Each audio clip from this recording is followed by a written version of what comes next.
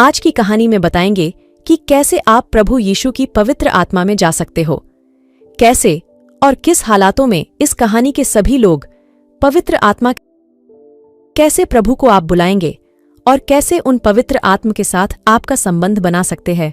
आप भी अगर ऐसे ही पाना चाहते हैं तो कहानी को पूरा देखना है। तो वीडियो अच्छा लगा तो लाइक करें, कमेंट करें, शेयर करें और नए लोग चैनल को सब्सक्राइब भी कर दें। तो आइए कहानी को पूरा देखें। आगरा के शांत उपनगरीय इलाके में रहने वाले शर्मा परिवार हमेशा एक चीज के लिए तरसते थे, एक पवित्र आत्मा। पिता विजय एक दयालु व्यक्ति थे जो हमेशा ईमानदारी और सच्चाई से जीने की कोशिश करते थे।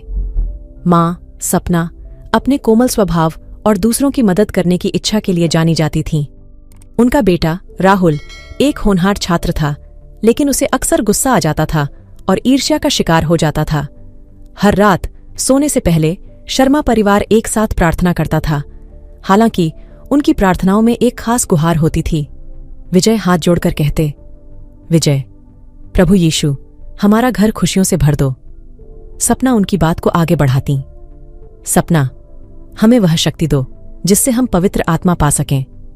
राहुल थोड़ा हिचकिचाते हुए कहता, राहुल, प्रभु मुझे क्रोध और ईर्ष्या से मुक्ति दिलाओ। कुछ देर रुकने के बाद विजय फिर से बोलते, विजय, हम जानते हैं कि पवित्र आत्मा आपकी ही देन है। हमें वह आशीर्वाद दो जिससे हमारा परिवार हमेशा आपकी राह पर चल सके। यह उनका नियम था। हर रात वे यही प्रार्थना करते थे, इस उम्मीद में कि एक दिन उन्हें वह पवित्र आत्मा मिल जाएगा जिसकी वे कामना करते थे। एक रात बिजली चली गई। अचानक अंधेरे में राहुल को लगा कि कोई उससे बात कर रहा है। एक कोमल शांत आवाज गूंजी। आवाज, राहुल डरो मत। राहुल चौंक गए। उन्होंने पूछा, राहुल कौन है? आवाज फिर आई। आवाज, मैं प्रकाश हूं, मैं तुम्हें रास्ता दिखा सकता हूं। राहुल थोड़े सहमे हुए थे, लेकिन आवाज इतनी शांत और सुखदायक थी कि उन्हें डर नहीं लगा। उन्होंने पूछा, आप मुझे क्या रास्ता दिखाएंगे? आवाज ने जवाब दिया, आवाज, पवित्र आत्मा का रास्ता। यह सुनकर राहुल उत्साहित हो गए। उन्होंने पूछा, राहुल मैं वह कैसे प्राप्त कर सकता हूं? आवाज ने धीरे से कहा, आवाज, क्रोध और ईर्ष्या को त्याग दो, दूसरों की मदद करो और हमेशा सच्चाई के मार्ग पर चलो। यही पवित्र आत्मा का सार है। अचानक रोशनी वापस आ गई और आवाज गायब हो गई। राहुल लेटे रहे, सोचते रहे कि उन्हें क्या अनुभव हुआ। सुबह उठकर राहुल ने अपने माता पिता को वह रहस्यमयी आवाज के बारे में बताया। विजय और सपना हैरान रह गए। उन्होंने राहुल को बताया कि यह ईश्वर का संदेश हो सकता है। उस दिन से राहुल बदलने लगे। वह गुस्सा कम करने की कोशिश करता था। जब उसे किसी से ईर्ष्या होती तो वह उनकी मदद करने का प्रयास करता। धीरे धीरे पूरे शर्मा परिवार में बदलाव आने लगा। विजय दान देने लगे और जरूरतमंदों की मदद करने में ज्यादा समय बिताने लगे। सपना ने अपने आस पड़ोस के लोगों की मदद करने के लिए और भी अधिक स्वयंसेवा करनी शुरू कर दी। राहुल स्कूल में दूसरों की मदद करने लगे और हमेशा सच बोलने का प्रयास करते थे। कुछ हफ्तों बाद एक रात जब वे प्रार्थना कर रहे थे, राहुल ने महसूस किया कि कमरे में एक अजीब सी शांति छा गई है। उसने अपने माता पिता को देखा। उनकी आंखों में भी वही शांति झलक रही थी।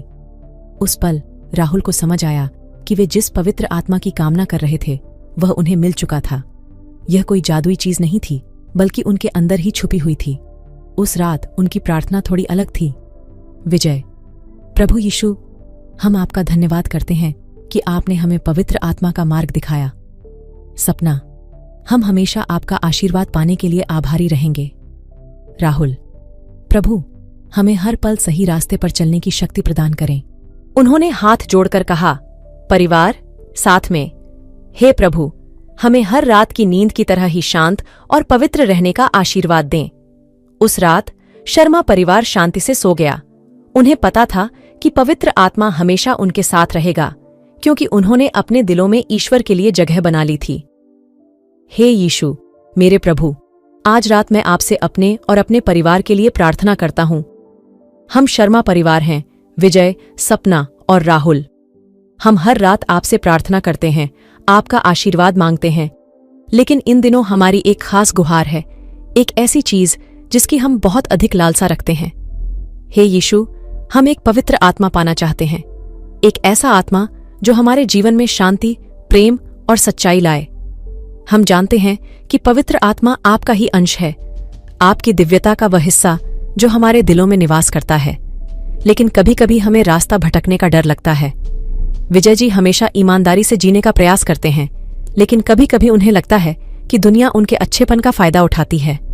सपना जी दूसरों की मदद के लिए हमेशा तैयार रहती हैं, लेकिन कभी कभी उन्हें लगता है कि उनकी मेहनत का फल नहीं मिलता। और मैं, राहुल, अक्सर क्रोध और ईर्ष्या का शिकार हो जाता हूं। मुझे पता है ये भावनाएं गलत हैं, लेकिन उन्हें नियंत्रित करना बहुत कठिन होता है। हे यीशु, हमें रास्ता दिखाओ, हमें बताओ कि हम पवित्र आत्मा को कैसे प्राप्त कर सकते हैं। क्या यह कोई जादुई चीज है? क्या हमें कोई खास अनुष्ठान करना होगा? आपने राहुल को रात में प्रकाश की आवाज के जरिए संदेश दिया। क्या यही पवित्र आत्मा का रास्ता है? क्रोध और ईर्ष्या को त्यागना, दूसरों की मदद करना और सच बोलना। हे यीशु, हमें यही रास्ता अपनाने की शक्ति दो। हमें हर पल सही फैसले लेने की हिम्मत दो।